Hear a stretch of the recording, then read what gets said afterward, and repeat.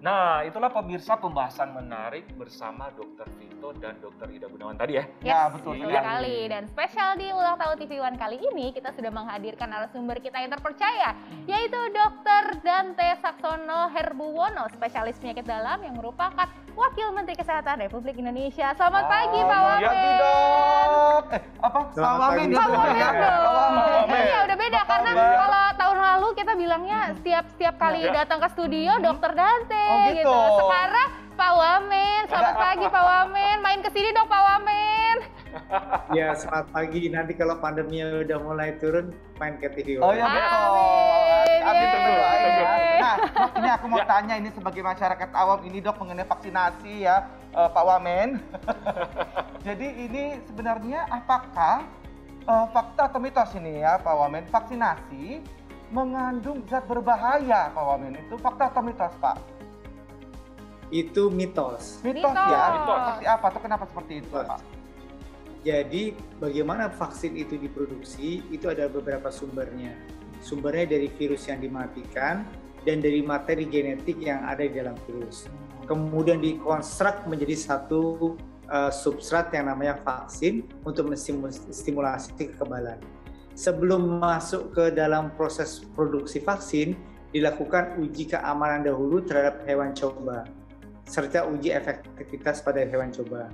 Setelah dilakukan hewan coba aman, kemudian diketahui dosis toksisitasnya atau dosis yang paling tingginya, kemudian dicobakan kepada manusia melalui yang namanya clinical trial atau proses klinik, uji klinik.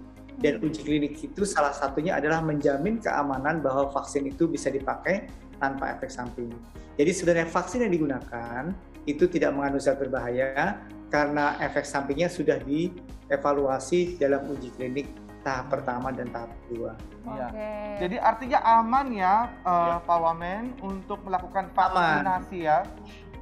Aman sekali vaksinasi. Iya. Nah, Pak Wamen, gimana mungkin ajakan untuk masyarakat supaya tidak takut vaksin? Jadi studi menunjukkan bahwa vaksinasi itu satu memang mempunyai proteksi. Ada proteksi yang bisa melindungi 80-90% terhadap kemungkinan terjadinya infeksi COVID. Kemudian tidak kalah pentingnya adalah bahwa dengan vaksinasi terbukti untuk semua jenis vaksin bahwa vaksinasi akan mencegah orang untuk menjadi tambah parah dan masuk ke rumah sakit.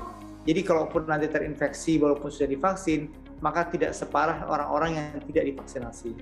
Kita punya data beberapa di antaranya, terutama pada kejadian Omikron yang sekarang sedang merebak, bahwa 6 dari 10 pasien yang berat itu kebanyakan belum divaksin.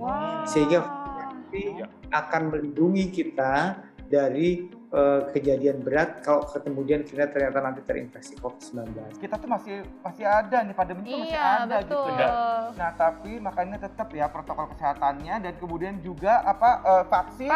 Masker itu adalah dua sejoli yang tak bisa terpisahkan. Masker dan vaksin. Betul, gitu ya. Ada lagu menjalin cinta, cinta bersemi. Betul. Nah, Pak Wamen, hari ini TV One kita bersemi kan? Iya, karena sekali. Ulang tahunnya ya. TV One yang ke-14 di Pak Wamen. Mungkin ada ucapan khusus gitu untuk TV One yang ke-14.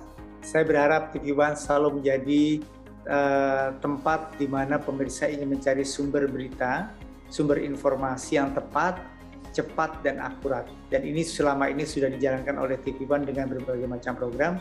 Yang dalam ulang tahun ini semoga TV One lebih banyak lagi berkiprah dan bermanfaat bagi masyarakat. Nah, kita akan kembali menjawab fakta mitos yang sering beredar di masyarakat kesehatan lainnya. Tetap bersama kami di Hidup Sehat.